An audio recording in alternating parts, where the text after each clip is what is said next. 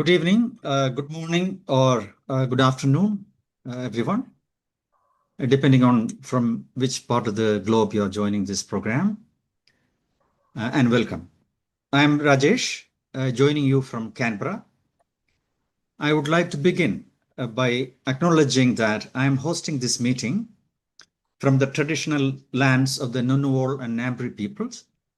I pay my respects to their elders past and present, and extend this acknowledgement to all traditional owners of the lands where each of you live and work. A quick word about this platform before we begin. The Consortium for Research on Innovation Studies, CRIS, is a voluntary online initiative started in 2021 by early career innovation researchers.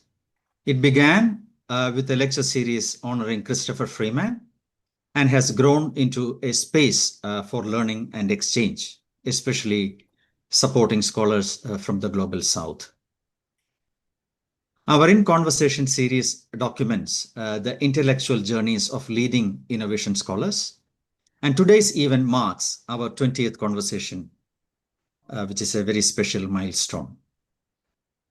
In today's session, Norman Clark will be interviewed by Theo Papaioannou. Sorry for mispronunciation if it is wrong.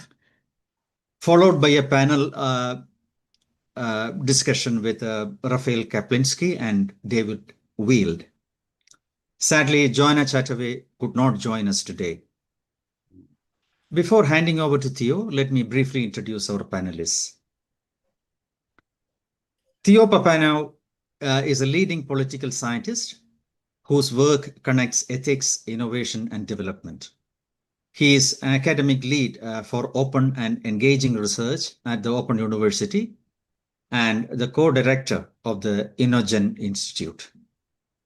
David Wield is Emeritus Professor at the Open University and a long-time contributor to innovation and development studies. He has led major research programs and supervised over 30 doctoral students. Raphael Kaplinsky is Honorary Professor at the Science Policy Research Unit, SPRU, Sussex, and Emeritus Fellow at Institute of Development Studies. Rafi's work has shaped industrial and technology policy across the globe.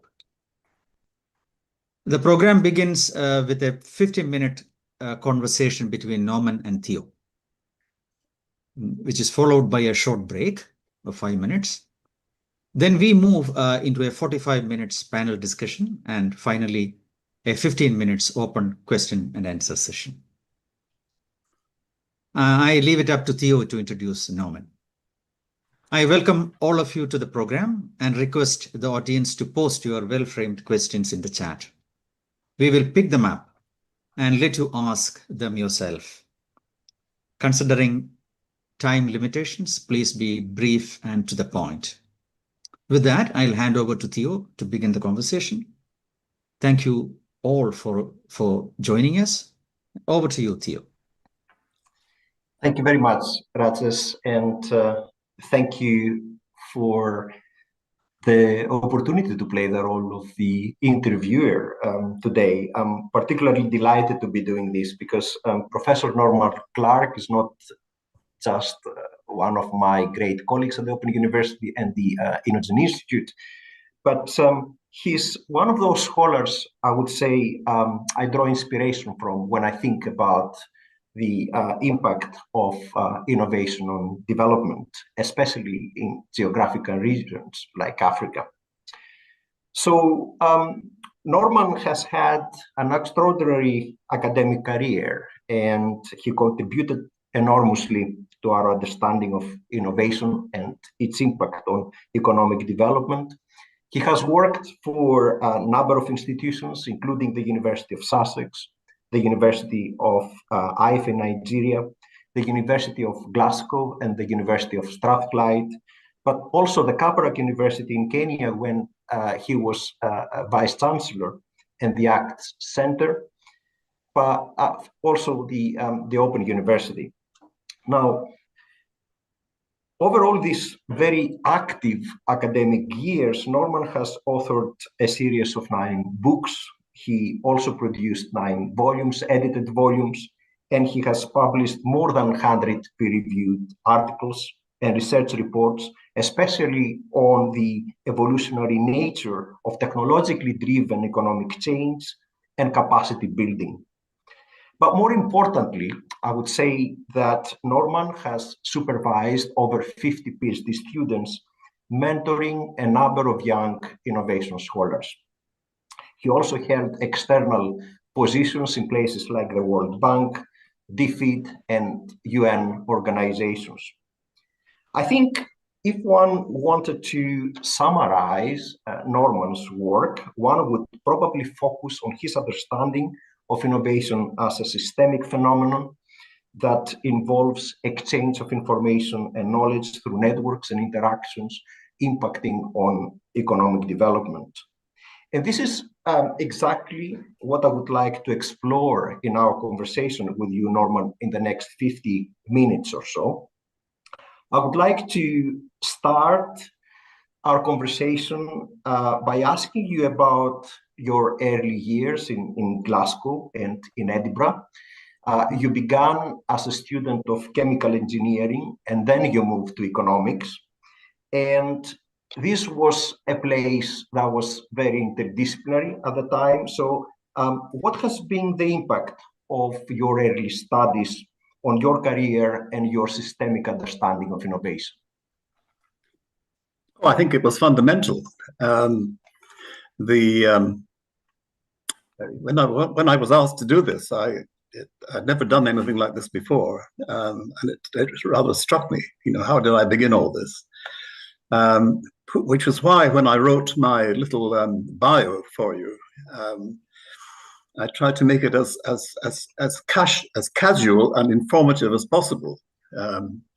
And the reason that I got to where I've become was that a whole series of influences of a very personal kind seemed to work for me in a way that I could never have predicted. It was so much so that when I wrote the bio, I forgot an awful lot of it. And Rajesh kept saying to me, well, did you not run a university, for example, in Kenya? And I said, oh, yes, I forgot about that. I'm not sure if this is answering the question, but when I wrote it, have people seen a copy of the bio, of the biography? They have. Okay. Yes, that was in the website. Just repeat the question again, can you? So I ask you those early years, what has been the impact of those early years on your systemic understanding of innovation? Yes, that's right. Well, I think fundamental. I mean, I came from a very old-fashioned Scottish education, and I came from a very sort of poor background in a sense. My mother was the daughter of a works manager at Singer in Clydebank. You remember Singer? They made sewing machines in the old days. And my dad was one of 10 children, the second youngest of 10 children, brought up on a very, very small farm in Aberdeenshire. And the possibilities for someone like my dad to actually get to university were very limited. But one thing that happens in Scottish education is that there are lots of things around which support you. There are lots of possibilities for scholarships and that kind of thing. And so he went to Aberdeen University, got a degree in classics. He had a possibility of doing it in mathematics, but in those days, to do a degree in classics was quite important because to get to a Scottish university, you had to have Latin and Greek. Certainly you had to have Latin. So Dad did this, and having done that, he ended up teaching classics in a small school in Aberdeenshire, a little town called Kemney. And it was a very, very old-fashioned formal type of education.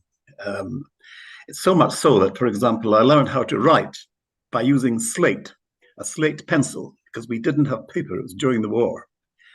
And I can still remember Miss Melvin and Miss Bremner telling me how to handle a slate pencil to write properly. And then having done that, what happened then? How can I say it? I got the opportunity, I think, to come to university at Edinburgh, and when I asked my father, "What shall I do?" and he said, "Well, what do you not know what you're going to do?" And I said, "Well, I think I better do chemical engineering." And he said, "Why is that?" And I said, "Well, you told me to do something where I could make lots of money, and there's no money in Latin and Greek." So I said, "All right, okay." So I enrolled for chemical engineering, and that meant I did 2 years at Edinburgh in chemistry, physics, and mathematics. And having done 2 years of chemistry, physics, and mathematics, I decided that really I wouldn't be a very good chemical engineer. And I found out that I could do a psychology subject and get a BSc out of what I'd done. And I wanted then to change to economics. And the reason that I wanted to do that was because going to university was quite an interesting thing for someone like me. Because at that time, you met all kinds of strange people. It was a very interesting time to be a student, actually, at Edinburgh. All kinds of people were there. David Steele, Malcolm Rifkin, John Smith, they were all there. And there was a huge debate on issues about development. So I got captivated by all of that, and I thought I better do some economics. So I enrolled, and I was allowed to enroll for what they called an MA degree in economics, and this wasn't the modern economics degree. In those days, the Scottish political economy degree was only some economics. A lot of it was economic history, moral philosophy, logic. It was embedded in a wider context, and you didn't just do economics. In fact, the idea of mathematizing economics was there wasn't very much of it, and so that's where I began. And because at that time I was quite active in student politics, I was able to do all kinds of things that nowadays you couldn't do. I was able to go I was president of the Labour Club. I was allowed to go to Poland to meet young students in Poland at a time when that wasn't very common. I was able to go to Sri Lanka, which was then called Ceylon, to meet young students there. And I was able, with some of my colleagues, to drive a bus to India, which I did in 1965 on the first COMEX visit. And so in these sort of elastic ways, I became interested in other countries, other people, other students, how they did things. And that really cemented me from then on. I don't know if that summarizes things for you, does it? Yes, absolutely, and it's really fascinating. And so late 60s, you moved to the University of Sussex from north to south, and Yes. You did that after meeting Chris Freeman. And so I would like to ask you, how did you meet Chris Freeman, and how did you become one of his researchers? But also, Okay. Did you agree with Chris's approach to innovation? I'll put the second half of that question till later on. To begin with, how did it work? Having got the economics degree, which I got in '65, I was luckily able to get a scholarship to do a PhD. And I'd become quite interested in the role of science in technology development in Scotland, and the difference between that in Scotland and in England. And so I spent some time interviewing firms and really coming to a conclusion that there wasn't really much much link between formal science in institutes and national institutes and what actually happened in practice in firms. I went to Ferranti and spoke to all these people, and I came to the conclusions that really maybe a lot needs to be done to integrate science better into economic production. And so towards the end of, well, when I was in the middle of doing the research on that,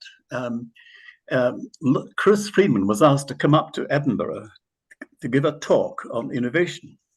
I think he was talking about Salter, but I can't quite remember it.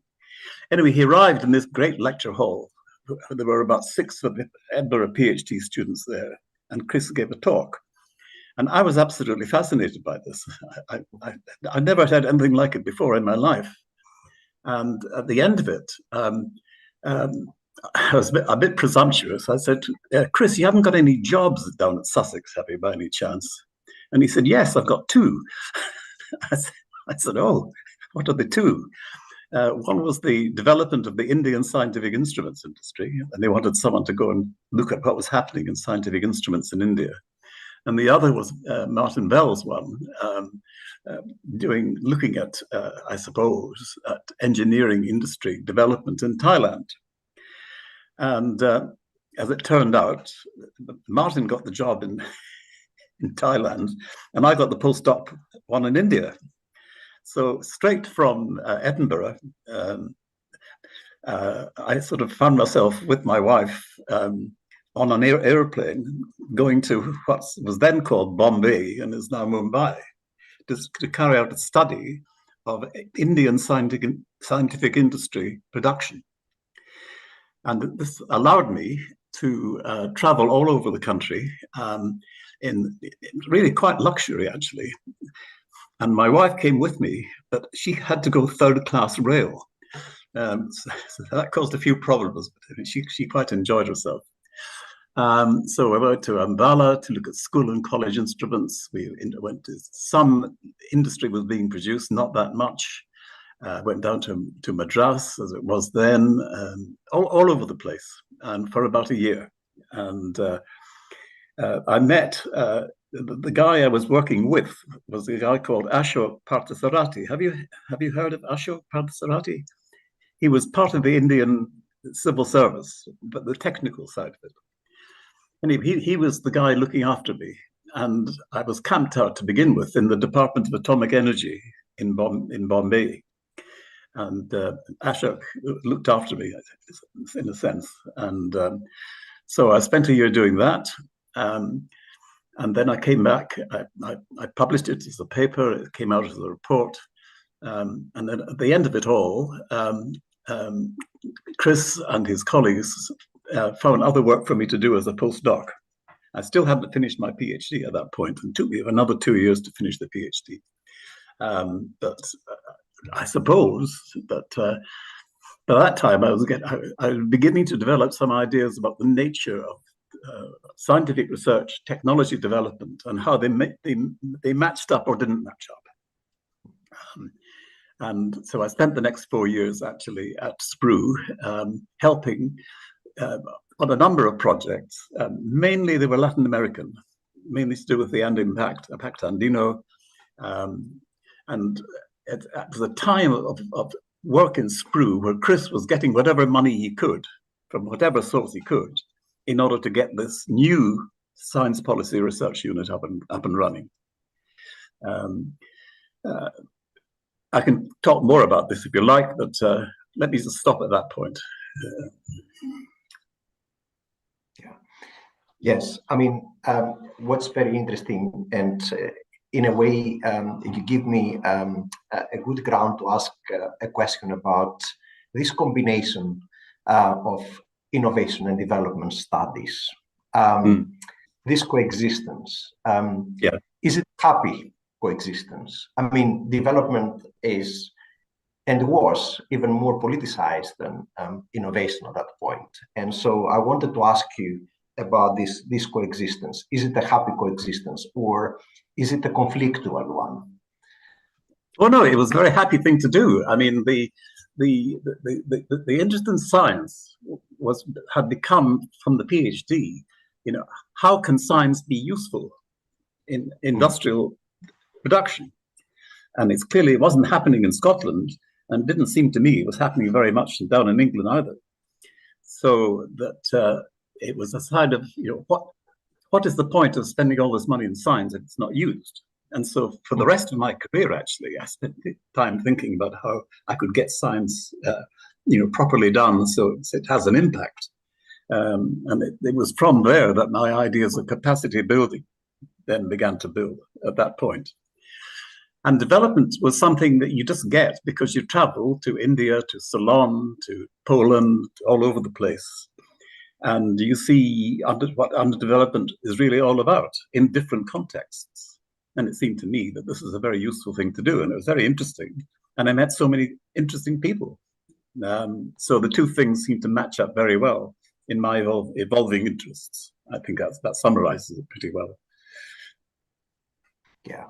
Did you see any kind of contradictions between the objectives of science, technology, and innovation, the approaches at that time, and the direction that development was going? Oh yes, oh yeah, yes, oh yes. Where shall I start? The trouble with doing things sequentially like this is you want to go ahead in time. But later, when I was involved in helping Kalestas Juma to set up ACTS, we spent a lot of time in ACTS on what we call the Capacity Development Initiative. And what that was, in reality, was getting people from different sub-Saharan African countries to come together in ACTS, and we helped them to set up little projects where the national institutes could be encouraged to develop economic and social development, industrial development. And this was done, we got about we got support from 5 donors, actually. John Mugabe was very much involved in this too. And all kinds of things, interesting things happened.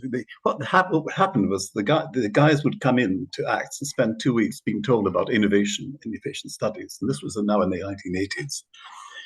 And they would listen to us all, and they would develop little projects which they would take back to their countries and spend about 2 or 3 months actually helping to develop innovation.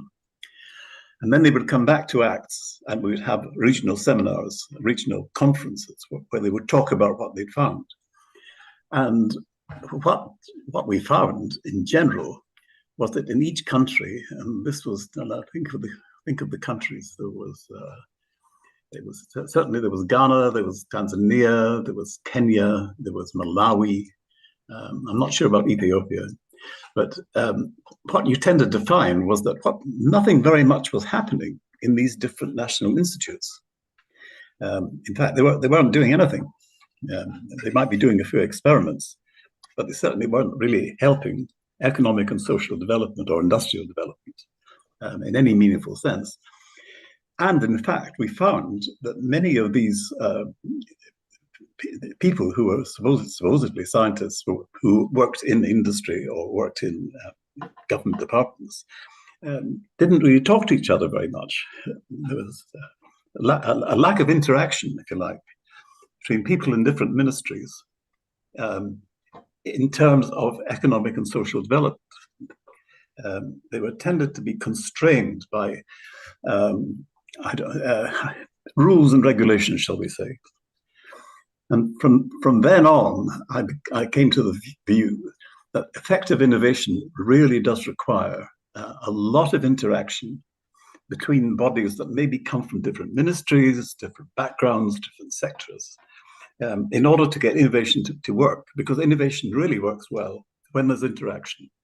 If there's no interaction, there's no innovation. And from then on, that's been my view. But it first happened, I think, when I was, I was setting things up, back in the 1970s. Yes. Yes, and he wrote on this topic, I think, a book with Kalestos, putting Yes. forward this particular argument, especially about the role of networks and interchanges that should be taken on board when we think about innovation and impact on development. Yes, indeed. It always seemed to me that how shall I put that? That there is no point in talking about an innovation system if you can't define what a system is. Otherwise, it just becomes economics. Now, Chris knew this very well. Right from the very beginning, he was saying, well, look, innovation is a complex thing, and you've got to get into the industry itself. And he wrote his book on the chemical sector and the electrical sector and so on, to show that innovation, in fact, is something that works in practice. But at that time, there was so much, I don't know, there was so much love about economic analysis that somehow the economists didn't see any of this. And so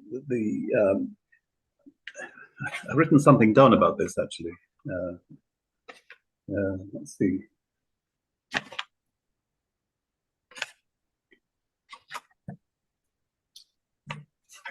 Yes, I mean, this sort of thing hit me at different times in different ways. It was when I left. So we say when I left Sprue, I managed to leave Sprue and get a job in Glasgow, and that was extremely important. Because it meant I got a lectureship, and if you were a budding academic in those days, you had to get a lectureship, and they weren't that easy to come by. In fact, I failed in Leeds, I failed all over the place, but I managed to get the job at Glasgow, and I was taken on by a man called Alec Nove. And you probably don't know Alec Nove, but he was very well known Soviet and Eastern European studies guy, an extremely nice man, actually. And he employed me to set up a new program at Glasgow. Now, Glasgow was big on for economics, much bigger place than Edinburgh was. And they had people like Alec Cairncross and all these people. It was very well known in the economics place. And he decided that he was going to set up an MSc in technology development, or technology development which linked to growth in poor countries. And the idea was to get people from different countries to come in and do a year on development studies. And one of the things that they would do is they would listen to me talking about technology development. And by that time, I'd written a book and I had one or two things to say to them. So they would come to Glasgow. That was very informative to me. Not only that, but something else happened too. Oh yes, when I went to Glasgow, I was asked by the Ministry of Overseas Development, or it was called ODA then, to go to Nigeria, to Ife, to tell the engineers how to make the engineering curriculum more industrial, more in practice. And that I did that for a year. And again, you were getting the same sort of thing, that scientists really like to do science, engineers like to do engineering. But the idea of getting them to do things which actually have an impact in practice, well, that's quite a different thing. That's by the time it came to the end of all that, I was beginning to become a sort of expert in useful science, shall we say. Yeah, and that was the idea of capacity building, hands-on capacity building. It was hands-on capacity building, yeah. Exactly. And but you went back to Sprue, and you also set up the MSc in Science and Technology. So I wanted to ask you, really, about your experience of teaching innovation. How important was that for building, or rather consolidating through the teaching, the knowledge that was generated through innovation studies? Yeah. Well, what people don't really know about Sprue and didn't then was that the people that came, but Chris had no posts in Sprue. And he raised money from different parts of government, overseas bodies, and developed projects, and then recruited people in to do the projects. People like John Surrey, Keith Pavitt, Jay Koshani, and so on. But they had no solidity. They had no job. They were there as long as the project was there. And at the end of it, well, either they got another job or they went somewhere else. Now, at the same time this was happening, across the whole of the Sussex, there were people who continuously were interested in innovation and change. People like Raphael, for example, was at IDS at the time. He'll tell you all about it. And then people would come along to Sprue and say, can you tell us about innovation and change? And can we do a degree in this? And the answer was, well, we don't have the facilities for it. In fact, one of the things that I found really interesting at Sussex was that not only could, hang on, let me just catch up on something. I'm losing my thread here. Hold on.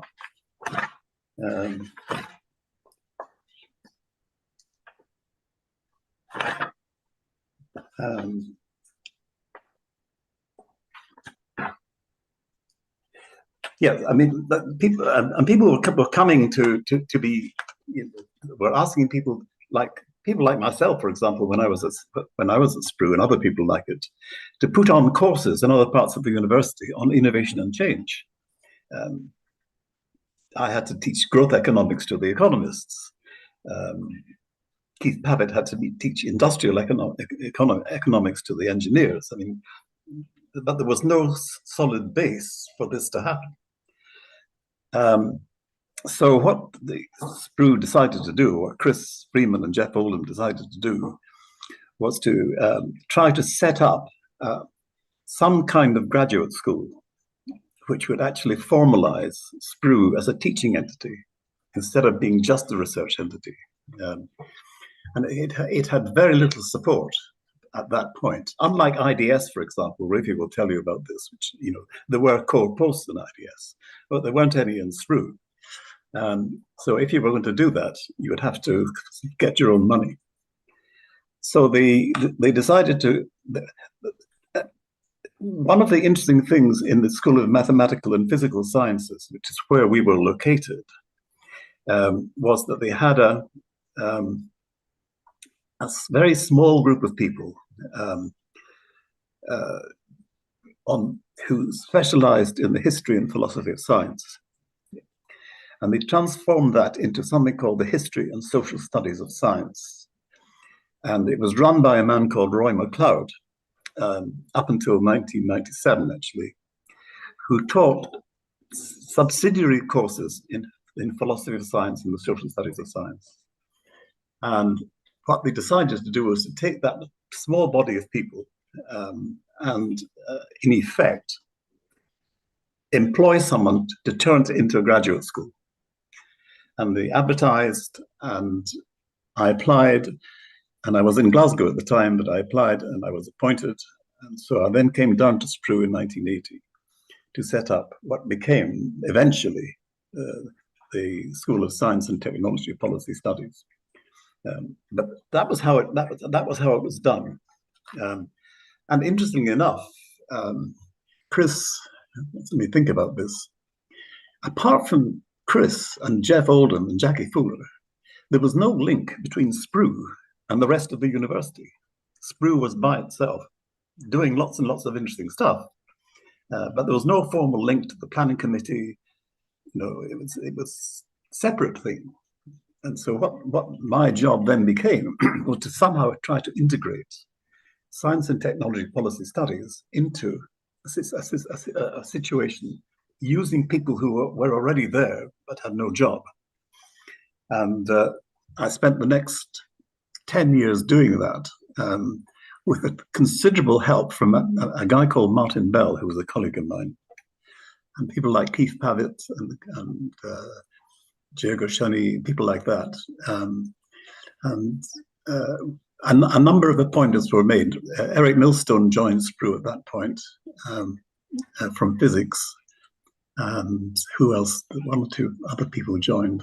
Nick von Tunselman, of course, was very important. He came down from Oxford.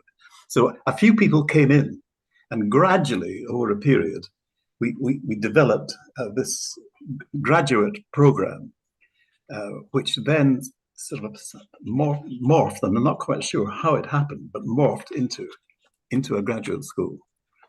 And so that by 1990, there was something approximating to a School of Innovation Studies at Sussex, with Sprue at the center of it. And the formal management of it, which initially was me with the physicists, became something which became managed by Sprue as a formal thing. So it was a process that took place. I still don't know how it did take place, but it took place. Yeah. Does that make sense? It's all a bit confusing. Absolutely. It makes sense, and as I said before, it's very fascinating, and it helps us understand the environment and how certain things came up from this fascinating environment, really. I wanted to ask you also a question about the relationship between economics and innovation studies, and how do you see this relationship between economics and innovation studies? Well, I think the first thing to say is that in the early days of Sprue, there were a whole bunch of us who spent some time attacking neoclassical economics as being somehow unfunctioning. And we spent so much time doing that. Chris never really thought economics was that important, I think. And I now realize that, but I didn't realize it then.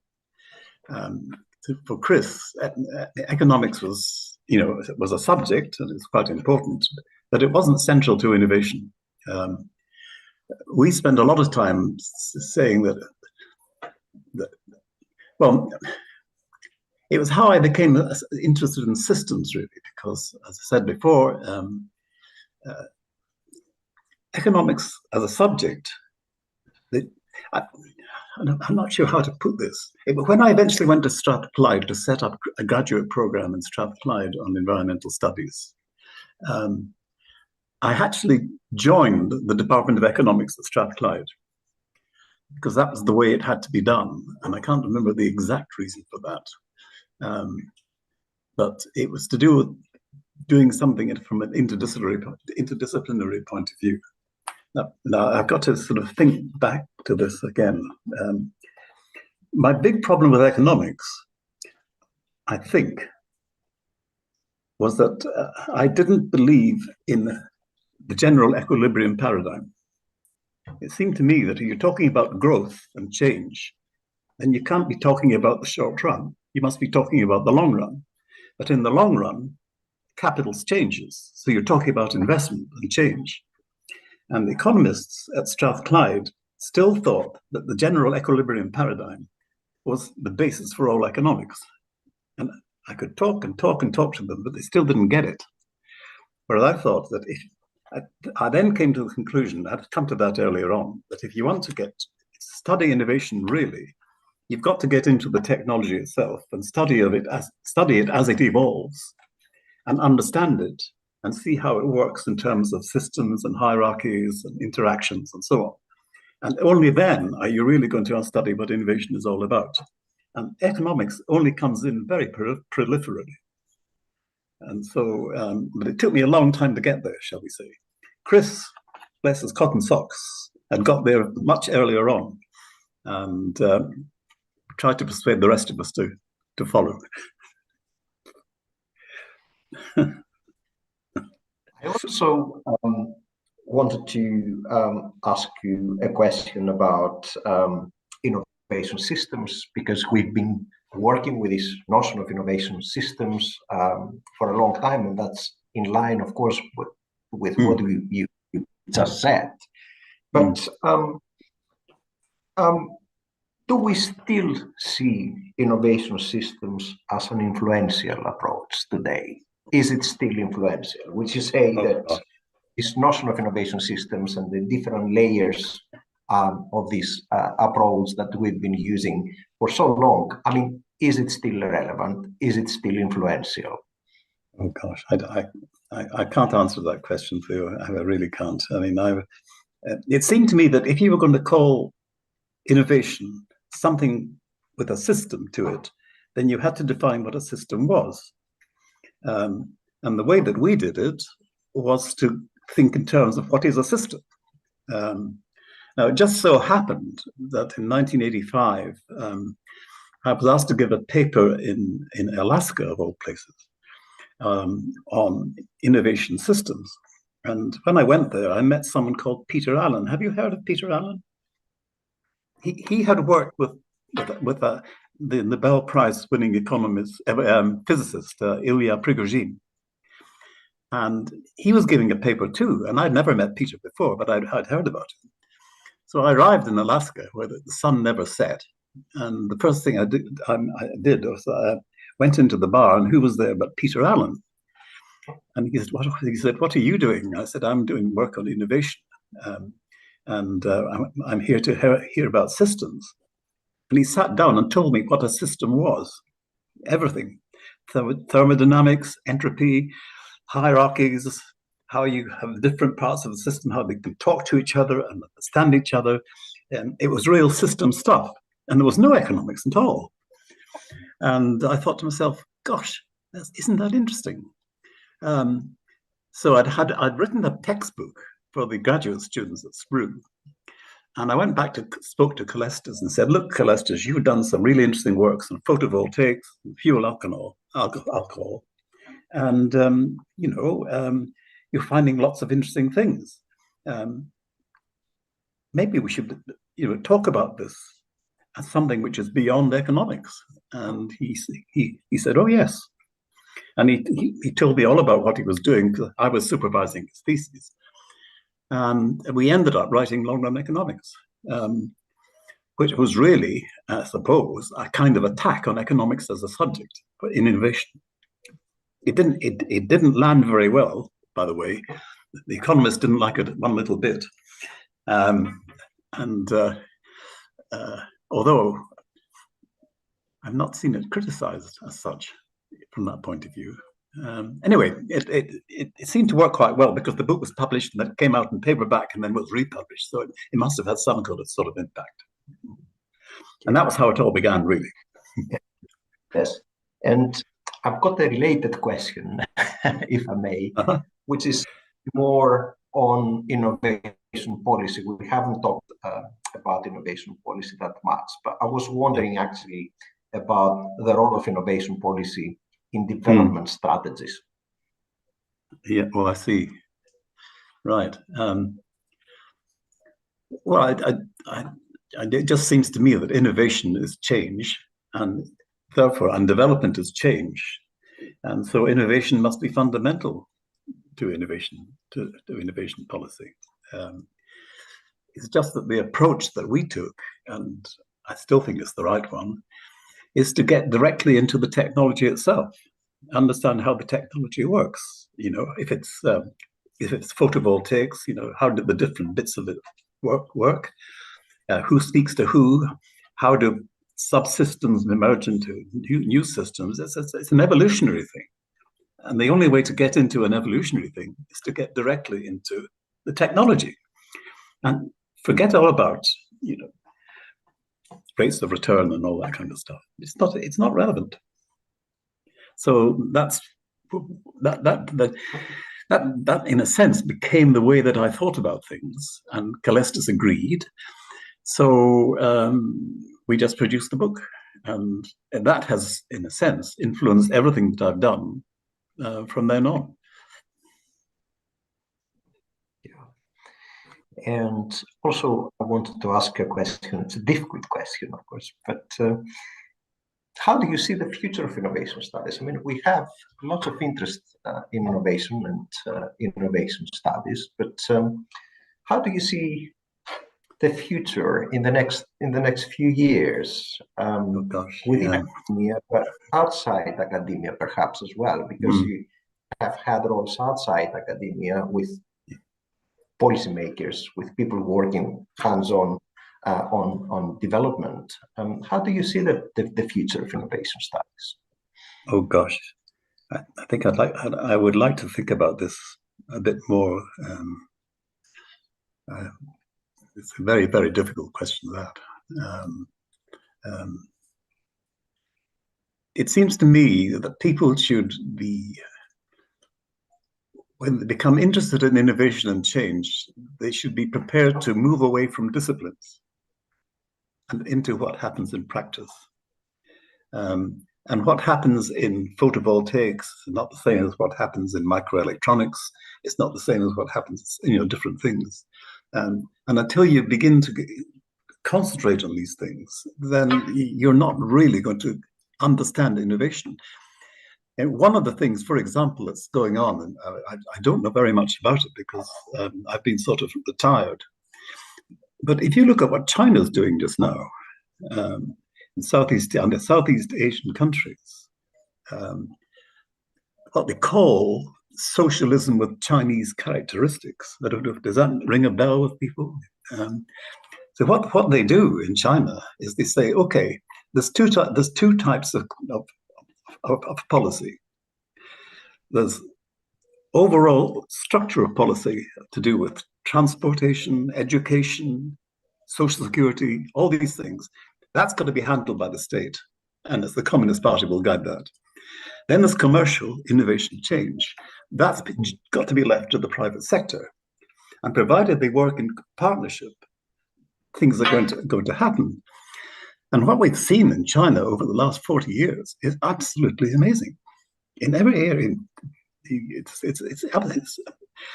I mean, there are lots of examples like the Deep Seek Initiative, but lots and lots of examples how in solar power, in automobiles, the Chinese are taking over. So much so that NVIDIA, which was the source of microelectronics, is now desperate to be taken over by the Chinese in order to get microelectronics back into something productive.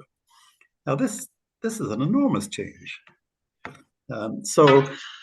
And it's a change because I think that the Chinese and people like that are thinking in terms of technology and innovation, in terms of the technology itself, and not in terms of economic impacts or economic sources. They get involved and they understand the technology and they see where it works and where it doesn't work, and where it doesn't work, you make changes. And sometimes it requires the state to do it. Sometimes it can be done, by companies. But I think I'm rambling a little bit. I don't know that I'm really answering your question. I think you've really got to get into the technology itself. Right. And presumably you also have to study those new emerging models in those geographical areas. I had one last question, which is this: bearing in mind your experience and all your amazing contributions to this area, what kind of advice would you give to young innovation scholars? Oh gosh, I would say find something that interests you. Don't do something that doesn't interest you. You've got to want to do it, and find something not only that you want to do, but where there are real issues that you can see all around you and need to be fixed. And focus in on that and understand the technology and change it, and get help and assistance wherever you can. That's a very sort of broad statement I'm making. It doesn't really help. But, I've always believed that if for any sort of young academic, what you really want to do is to do something that grabs you fundamentally. And if it grabs you fundamentally, then you'll make a success of it. If you do something because someone tells you to do it, you'll probably fail. Thank you very much, Norman. Thanks for all your answers and the fascinating description of all these years that you have been contributing to the area of innovation and development. I think it's now time for a short break, 5 minutes break, and then when we come back, we will hear from the panel. So let's take about 5 minutes break, and we'll come back to hear from Rafi and Dave. Okay. I may have some green tea here.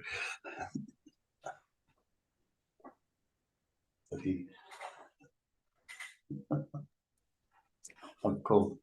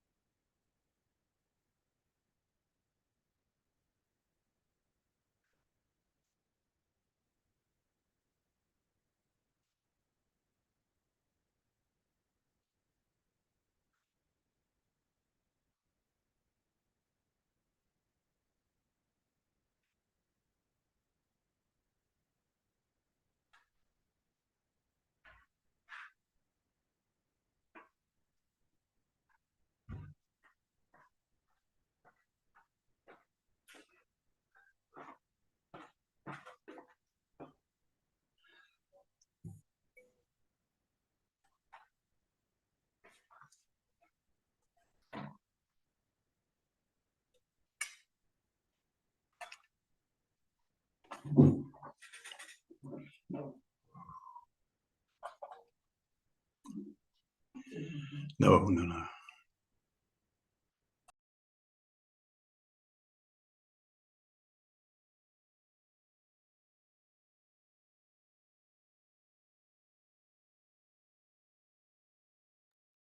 Hi, Norman.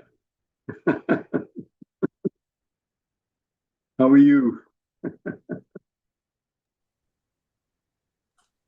You hear me?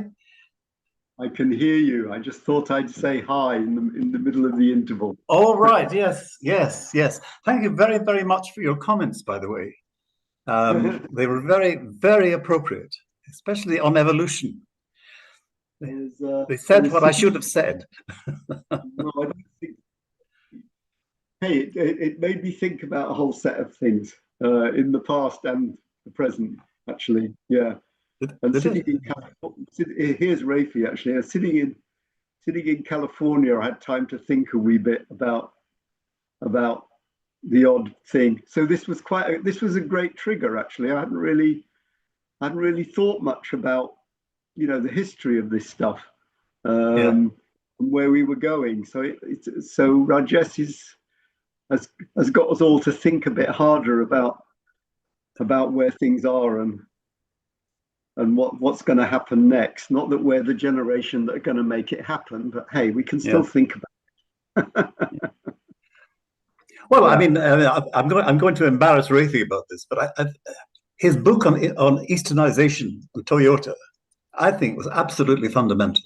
I mean, when I read it, I thought, gosh, this is how it really works, or it could work, if you've got a management that knows what they're doing. And something similar, I think, is going on in Southeast Asia now, not just in Toyota, other places too. Yeah. I use that a lot with my work with my colleague Naushad Forbes in India, and we used digitization, and he tried it out in his factories. By the way, he's an entrepreneur as well as an academic. So yeah, it was very influential, that book. And I think like long economics, these books they sell thousands, but they don't sell 100,000. So it's something you've mentioned it. They have influence, but they have influence in a more restricted sense than these big books.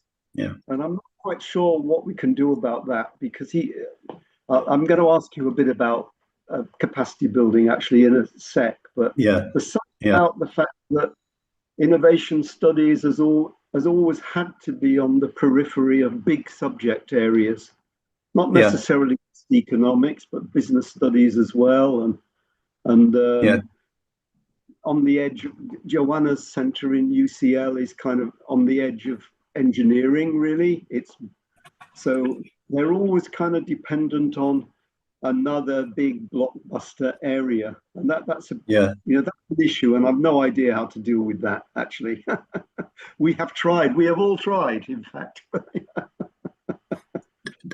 Does she work with Mariana Mazzucato? They have separate institutes, so they do have joint staff, joint PhD students. The UCL model is something like recruit a top class academic and let them roll, really. Oh, yeah.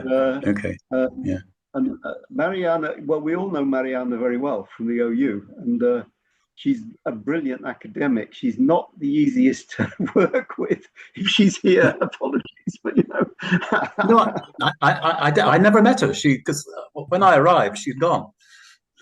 Right. Yeah, well, she's an amazing person, and she really sticks to her guns, and wow, she's out there the whole time. Yes. So she's one of the innovation specialists who writes blockbuster. Yeah, she's the one who disproves my argument. In fact, she's made it. Yeah. Okay.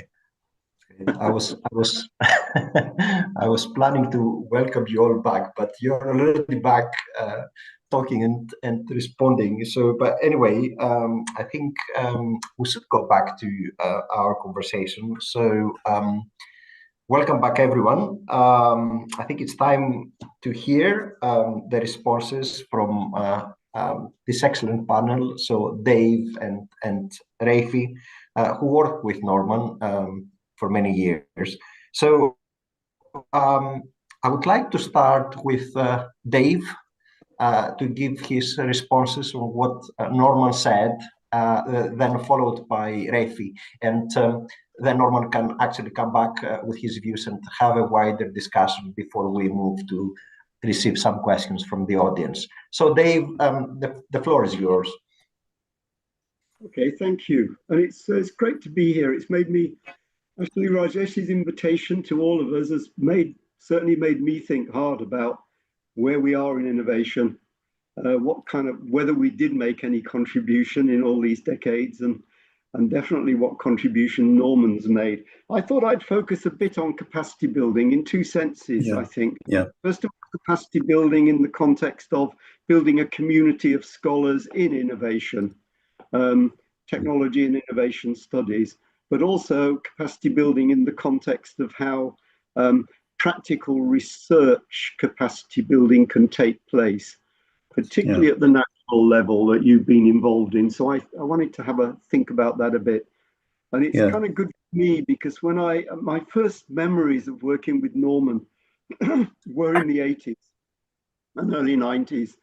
And it was going to Sprue, and it was actually examining PhD students. I think I examined a couple of PhD students with Norman, other people's PhD students. So that's the first memory I have of this friendly, urbane, intellectual but very practical man, Norman Clark. The other Norman won't remember this, but the other memory I've got is of me working on research capacity building in Tanzania and Mozambique, and Norman having done some assessment, I think, of research capacity building in Botswana. And I remember I remember ripping off Norman's ideas and using them in mine to work on Tanzania and Mozambique. So that's my thinking why I should look at capacity building. Now, in your bio, Norman, you hardly mention capacity building as such. It's a kind of a bit of afterthought. It's kind of something that you just did. But it seems to me that you've been involved, not necessarily always formally, or even in the majority formally, but you've done an awful lot of informal mentoring of the community, which we now call the innovation studies community, the kind of people that go to Globelix conferences and so on. And you've probably been involved with hundreds of people. And I was wondering, in those 10 years in Sprue, those early 10 years where you're struggling to get teaching going, but you manage it and you succeed to get postgrad teaching rolling in Sprue, and it becomes pretty important, not just for Sprue, but actually internationally, globally. So my question is, do you think any of the principles you use to set up that program over 10 years are still relevant as we train the next generations of innovation studies professionals? But let me go back to the STPS program. It was set up in 81 really. And it had 4 components to it. It had an MSc in Science and Technology Policy Studies, for which I wrote a textbook. And that consisted of the major text, lectures and so on, with a lot of assistance from Martin Bell, actually. Not only did he have a very, very good development studies course, but he helped in other ways as well. So he was very much part of that. And then there was another MSc program run by Roy Rothwell on the management of innovation. And they were separate, but Roy, every so often Roy would talk to my students, and I would talk to their students and so on. And these were MScs. And you were judged at the end of the day on whatever you did. Now, in addition to that, we had an undergraduate program, which was really making some sense of a small range of contextual courses, which were taught over other parts of the university. People came to me and asked me to give lectures to the engineers, for example, or the economists actually got me to do a growth economics course. In this way, we developed small, what we called, or Sprue called contextual courses, which tried to influence what was going on in other degrees, other parts of the university. But they were separate from the graduate stuff. And they reflected actually people's personal interests. So Keith Pavitt would talk a lot about industrial economics. Martin Bell would talk a lot about development studies and so on. So it was smaller, but it nevertheless had an impact. And then there was the DPhil program, where students, once they got an MSc, would then get a program going on and become proper, PhD students.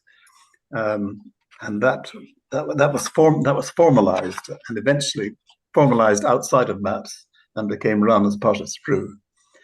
And then we had a short course program in which self-funded students would pursue research on small projects that were of interest to them, and they would pay for it themselves. And they were normally of a 3 to 6 months duration. And there are quite a number of these. People would roll up to SPRU and say, "We want to hear. We've heard about Keith Pavitt's. What can we learn from him?" And sometimes Keith would say, "Oh well, you can come and see me and do this and that." And as long as they had money, that was fine. So it was a program which was not just formally to do with proper MSc, PhD degrees. It was actually capacity building of a much wider kind at different areas, different parts of the university, and contextuals. And that was then taken over by Nick von Tunzelman and by Martin, and it became quite important. It became, quite a good thing. Now, the other thing that crossed my mind is that a lot of what I did was about getting disciplines to speak to each other. I was asked by Strathclyde to set up a program in environmental studies by the engineers, actually, in Strathclyde. But they actually appointed me to the economics department. I think there was some politics. I'm not quite sure why it happened the way it did. But one of the problems that I had was this was a very interesting MSc, actually, and it's for environmental planners, people like that, who needed to get an MSc in order to work in fish farmers or whatever it is they were doing. And the big problem with that was that it was getting the different parts of the university which were involved, whether it was the fish farmers or whether it was the law people or whatever, to talk to each other across disciplines. Is this economics, or is it physics, or is it this, or is it that? And this is a problem which I think is still very much with us. In fact, Andy Hall believes that this is still a problem that is very much with us, of getting disciplinary expertise to soften at the edges, to allow a discussion of innovation, how it happens. Because it's amazing how people go back to their discipline so fast, and they're unwilling to get out of it. So if we can find mechanisms to allow that to happen, and we did to some extent succeed, I think, at Strathclyde, because Strathclyde was that kind of place. It really does work, but you've got to work at it. It doesn't happen naturally. Yeah, one kind of follow up, and then I'll let Rafi in. So from your career and lots of careers, it kind of feels to me that innovation is either in its infancy, in the sense that it has not been able to build a huge disciplinary base of its own, with with its own ability for it to be a natural part of every knowledge center, or that is the way it's always going to be, that innovation's always going to be kind of feeding in on the edges of other disciplines, getting other disciplines to talk to each other. Do you think there's a future for innovation as its own thing, or do you think the way we've operated all these decades is still the way to go, to hang on in there and to build innovation and thinking, interdisciplinary thinking within the traditional disciplinary structure? Well, I take quite a radical view about this. I think we need to get away from the disciplines. I really do, because they become a sort of a little home that people go back to. very, very quickly. If they feel unsure of anything, they just go back. And it seems to me what you've got to encourage amongst people of that kind is to say, well, you've got an undergraduate degree, you want to do something, innovation, get on ahead and do it. And if it's common sense, just do it anyway. And don't keep saying, is this proper sociology or proper this or proper that? They've got to get away from it. And it may be that with AI and the new type of training, that postgraduate training that exists, it may be that the opportunity is there now to do that in a way that it wasn't before. I would hate to be a university professor in a modern university. I mean, I couldn't cope with it because, all the time. And towards the end, when I was at Sussex, at Sprue, and so at Raphael, I spent half my time, talking to people from other departments, trying to persuade them that, these were important issues, and people didn't they found solace in that, and I think that's bad. So I think you've got to go beyond that, and I think the way to do that is to get directly involved in the technologies. Directly. Thanks, Norman. That's my view. I'll let Rafi in. And I remember actually Joe has exactly the same argument about disciplines. I think if Joe was here, would probably say I agree. Yeah, the same thing. But let's move to Rafi and hear from Rafi his responses to Norman. Thank you. I'm privileged and pleased to be able to participate. Norman, we've known each other for a long time. We worked together in Sprue, of course, in the early 70s, with Martin, Jeff Oldham, Charles, and various other people.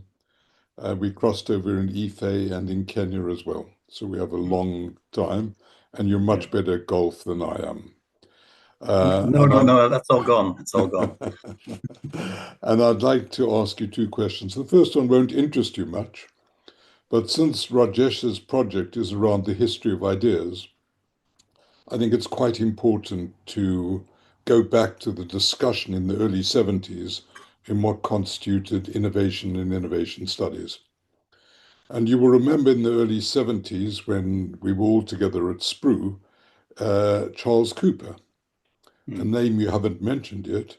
No. And although Charles never published much, he was an extremely influential person in the generation of ideas. Yeah. Now, Charles, an economist, incidentally, who then in his later life became a Marxist and then a Roman Catholic. And I think the point is that all of those are very tightly bound worldviews, which don't really permit much cross-fertilization with the wider interests we're talking about. So it's interesting how these worldviews permeate within individuals. But anyway, Charles was very influenced by Amartya Sen. Yes. And he ran a series of lectures, which I think I still have notes, which Martin, yourself, me, and perhaps two or three others participated into the economics of technical choice.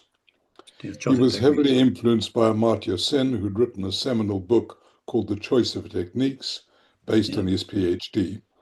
And Amartya's work it began with the neoclassical assumption that there were a spectrum of techniques available. And the question was, what was the optimal technique to choose? And once you chose a technique, at what rate you exploited it. So, of course, if there's a spectrum of technologies which runs all the way from labor-intensive to capital-intensive techniques, when labor costs are low and capital is high, costs are high, you will get a choice of labor-intensive techniques. When the obverse occurs, which is when capital's cheap and labor costs are high, you get a choice of capital-intensive techniques. And then within that, Charles's theoretical framers took us through what was the optimal rate of production. Were you going to maximize employment? Were you going to maximize surplus? Were you going to maximize output? Yeah. That school of thought became very influential in the ILO through Ajit Bala, and surfaced and was deeply influential in the 4 ILO employment missions, which Charles Cooper and to some extent Hans Singer were involved.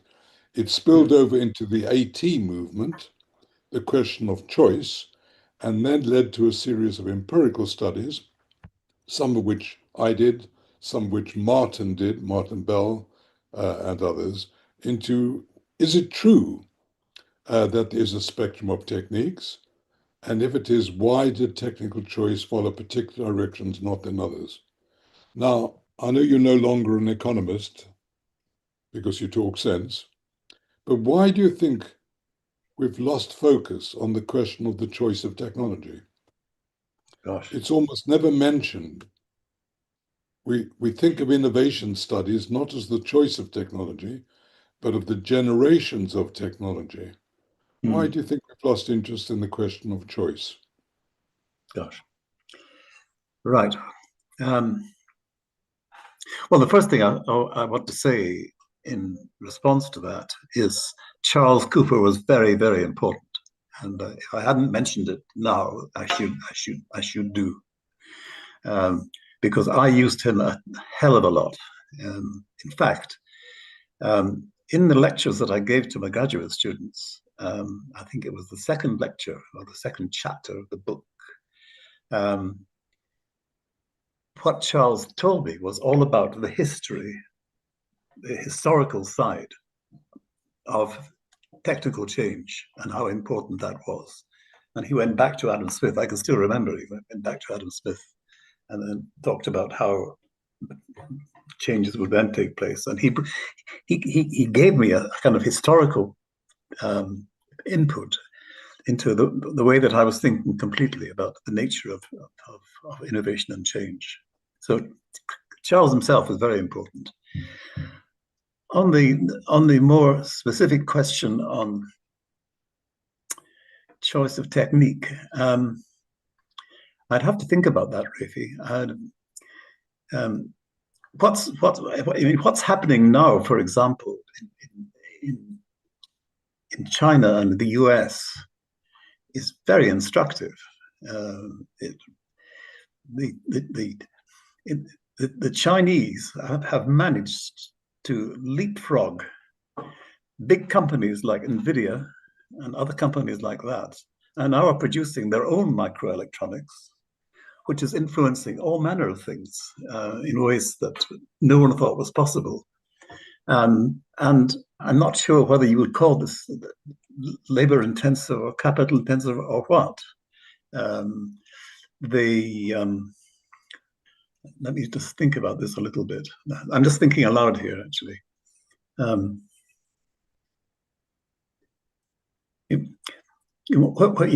I read about the deep seek, for example, I'd never heard about deep seek, and someone told me you should read about it. I suddenly thought to myself, gosh, what the Chinese have done is they've taken areas like this and they said, well, we don't have to rely on the Americans, we can do it ourselves. And here's an example of this. And so it will allow it to happen. And it's not labor intensive or capital intensive, it's just happening. And they're able now, apparently, to do underground work on the manufacture of automobiles entirely using AI. Now you say, well, that's that capital intensive or labor intensive? I don't know. It's just a new approach to economic production. So in a sense, I'm not sure that technical choice really, despite what you say, is that important. Once you really understand the technology and you've got the systems around you which will allow you to exploit it, then you can just go ahead and do the job. And if you have people around who are advising government who understand this, then they will assist you, and it will happen. So I'm not sure about it. I have to think about it. I really would. Can I just come back on that before my second question, which is, I think one of the reasons is that when we, in the early 70s, were talking about the choice of techniques, innovation was centered in the rich countries. Yeah. Now innovation capabilities are very, very widespread, and the Yeah. focus has turned away from choice to innovation. Now, that may be relevant for China. It may be relevant for other parts of East Asia. It may be relevant for parts of Latin America.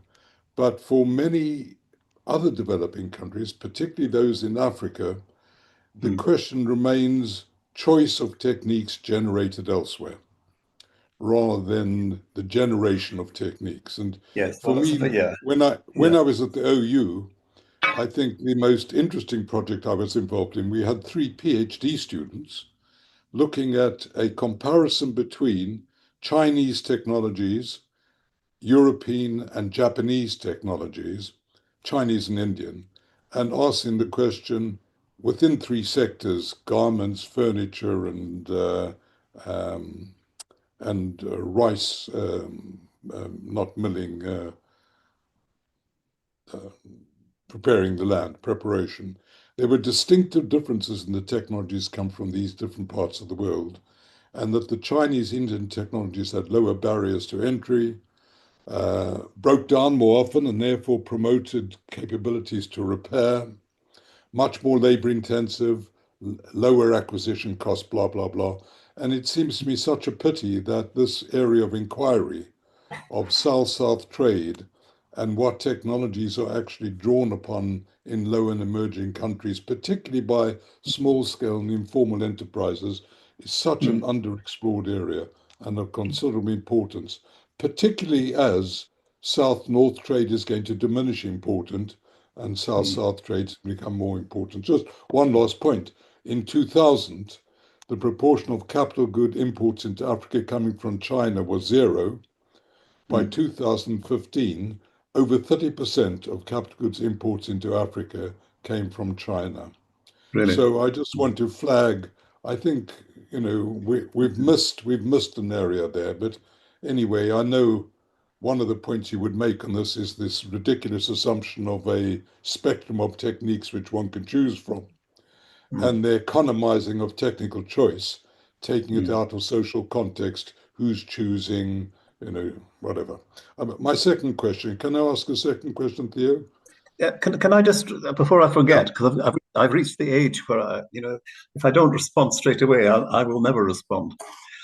And since you're a younger man, you won't really quite understand that. But doesn't show on the golf course, but anyway. Yeah, well, about 3 or 4 years ago, I ceased to be part of the Acts governing council. I'd done my job and all the rest of it. And I remember saying to Tom Ugada, who is the new director of Acts, now is the time, Tom, where you might be thinking of maybe changing what Acts is doing, how it does it. Let me say that you've got a chance of doing this, because they were thinking of moving their basic premises out to Machakos and to be part of a bigger operation of industrial change. And if they made this move, then they would be in a position to actually raise funds, much more widely. They could change the nature of what Acts did. And the other factor that was involved is that Tom had just been appointed as the new guru of innovation in East Africa. So he now had a position to foster innovation and change. And he said to me, no, I can't do that. And I was never really sure why he couldn't do it, because it seemed to be quite an interesting thing to do. Because it does seem to me that in order to operate in Africa now, you've got to be thinking big. Either you've got to get big companies and watch how they work, or you'd have to have the state making real big commitments to focus in on whatever it is, whether it's travel and transport or social security.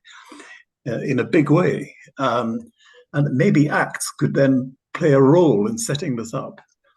But anyway, I made the point, and that was it. He said, "Well," I can see why he might have thought that acts has been going now for 30 years. It's people know what they're doing, why they do it, how they do it. To change it would be maybe too difficult. I don't know. Okay, that's my response for that.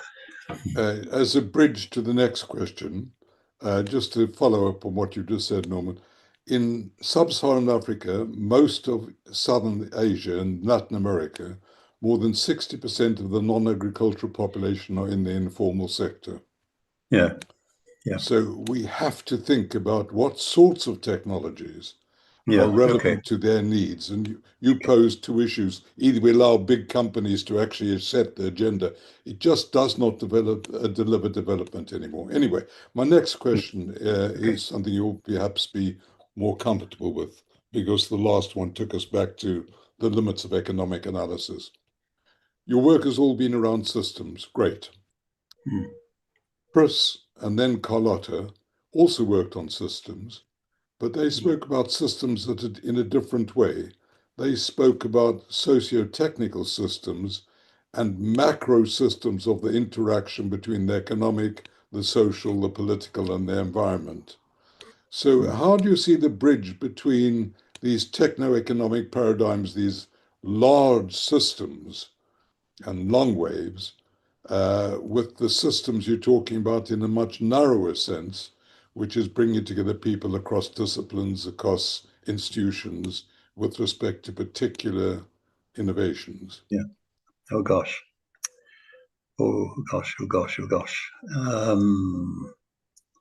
Yeah.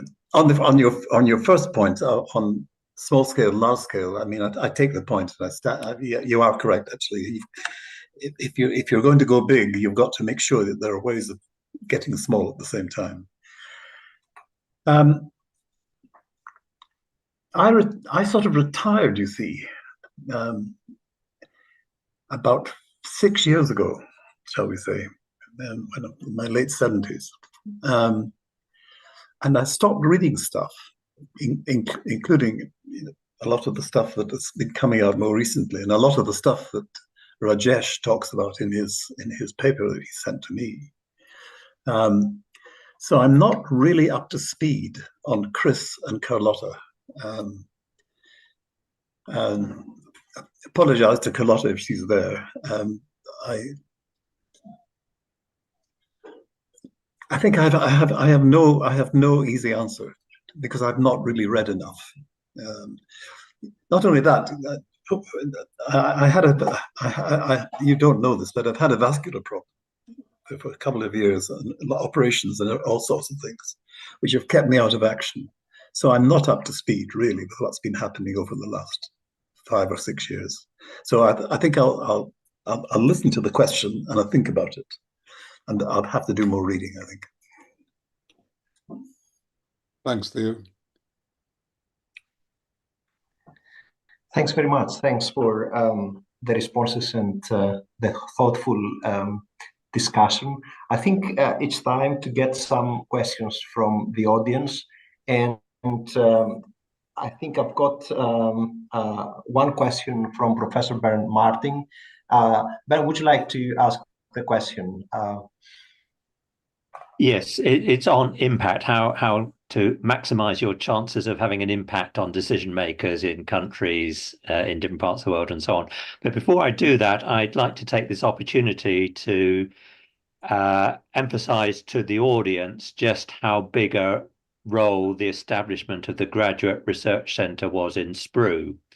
If you're looking back at the history of SPRU and asking what have been its major contributions, some people rush first for the research contributions, things like Project Sappho and critic of limits to growth in the earlier years, Chris's idea of the national system of innovation in the 1980s. But actually, if you step back, I think I would argue that the greatest contribution SPRU has made to the world is training, and at the last count, it was hundreds of doctoral students. I think it's between 400 and 500 at the last count, and Yeah. thousands of master's students who've gone on to either activities in the academic world or taking part at high-level decision-making in policy and in companies and so on. And so I'd like to take this opportunity to thank Norman, along with Martin Bell, Nick von Tunderman, sadly no longer with us. Another name you didn't mention, Norman, was the person who ran the SPRU doctorals program for many years, was not a SPRU faculty member. It was Roy Turner, a reader in physics. Oh, Roy. Yes, of course. Yes. Anyway, I would argue that that is probably our greatest contribution to the world rather than individual research contributions, but that's perhaps another story. But Norman's part in setting that up, I think, is central. But my question is, we focused most of this discussion on what's happening or what has happened in the academic world over the last 40 or 50 years in our area of innovation studies and its relationship to development and so on. But I'd like to ask you, Norman, and given that these talks are aimed as much at early career researchers as anybody else, about any lessons you've learned along that 40 or 50 years about how to increase or maximize your chances of getting messages across to decision makers at a high level in government or in companies or in NGOs or international organizations and so on. While you're thinking about that, the background to that question is that over the course of careers like ours, we might have, I say a dozen good ideas, one every few years. Looking back at my own, perhaps 70 or 80% of them came to nothing. Just 2 or 3 had a wider impact on the world outside us. In my own case, for example, technology foresight. Why is it that we're so poor at getting messages across and having an impact? What have you learned along the way that might be of benefit to any younger researchers listening about how to increase your chances of getting messages across successfully to high-level decision makers? So that's my question. Okay, right. Well, it takes me back to the kinds of discussions we used to have at ACTS when the board, the governing council would get together to talk about ACTS as had been what it had done or would be doing. And I had quite a lot of trouble actually getting them to think in terms of going beyond the technology and into production or into getting things to work in practice. And it was mainly because they didn't really think in these terms. I think I failed, actually. I simply failed to persuade them that if ACTS is going to make a big impact, it should be operating at this sort of more informal level. See, a lot of what we did in the capacity development program in ACTS, whether it was Julie Wikungu or whether it was John Mugabe or Crestus himself, a large part of that was all small-scale stuff. Was getting ACTS people to actually work with local industrial groups, technical groups, scientific groups, and get them to be thinking more expansively about change. And we did our best, but it really didn't seem, it didn't really gel. And I can recall, towards the end, I became part of a program called Research into Use. Have you heard of the Research into Use program? Set up by DFID. Well, in the late noughties, the DFID realized that it had spent huge sums of money in boosting science in developing countries in the area of agriculture. We were talking big sums of money, 400, 500 million pounds and so on. And it wasn't seemed to be having much impact. And so we set up a little program on it. And myself and a number of people like Ian Maudlin, for example, the Edinburgh guy who used to advise DFID, they wanted us to find out why that was. And so Ian and I and a number of people got together and we began going around interviewing people and finding out, what's going on. And what we tended to find, I'm afraid, is the formal scientists and the formal engineers were not that interested in going beyond what they knew. They're quite happy to get the big sums of money, and it was the really big sums of money, but they weren't actually doing very much with it, except for a few. And we found a few who were doing quite well, and we differed about it, and we don't know how they responded to it. So it's sort of, and maybe we didn't do it very well, but my general feeling is that how we teach and train our staff in universities needs to be opened up a little bit. I've always thought that. I think you have to find ways of doing it. How you do it, I don't know. Maybe with the new AI, it's possible to do it. I think that you've got to get people out of the prisons of the disciplines and get them to work on things in practice. But I have no idea how to do it. So that's my response. Quick response. Thank you. Norman. Is there any other question? I'm just trying to see. I'm not sure I can see.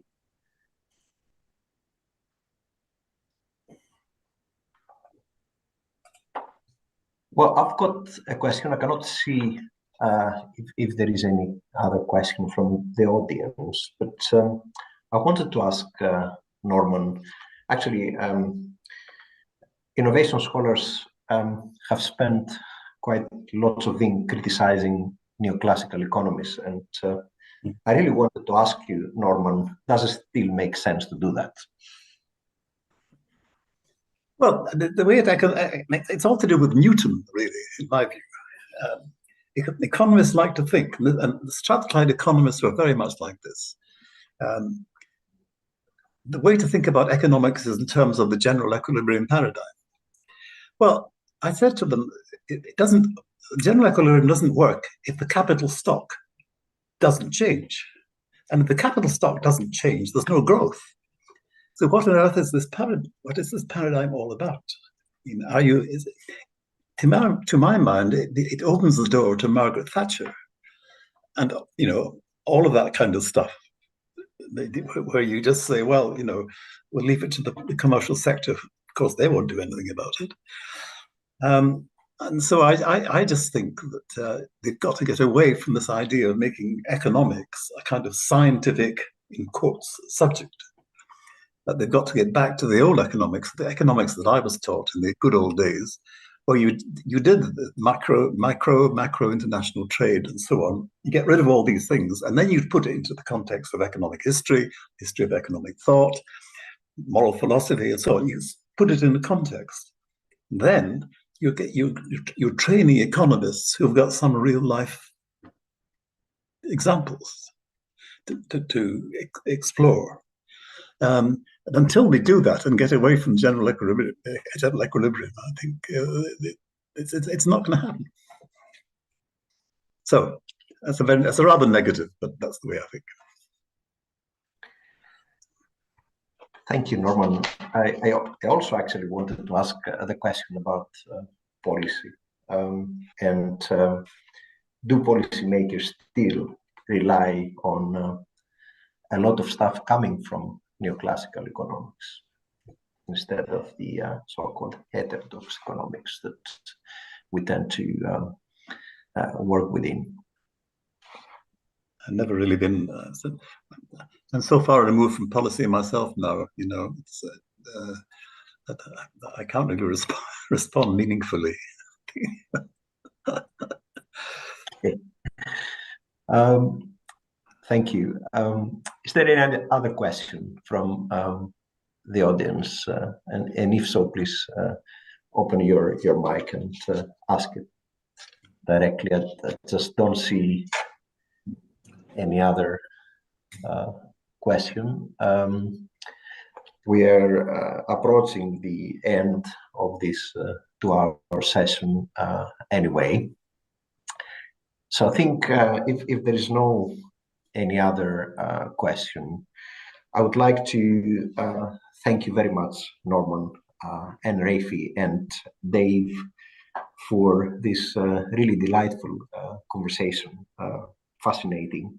I would also like to thank our audience and, of course, Ratzes for organizing this event today. So I don't know if Ratzes, the organizer, had anything else to add. But I think from me, it's just a big thanks to all of you for participating and contributing to this event today.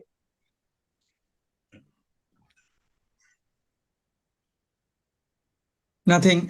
Thank you so much, Norman, Theo, David, and Rafi. That was a fabulous conversation and discussion. I'm sure this is one of our best conversations and a rare chance to know many precious hidden facts about the evolution of this field and the ideas in it and the people involved. So thank you very much for this fabulous discussion. Okay, fine. And thanks, audience, for joining. Very instructive for me, anyway. Yeah. Okay, shall we go now? Yeah. Okay. Thank you. All the best, Norm.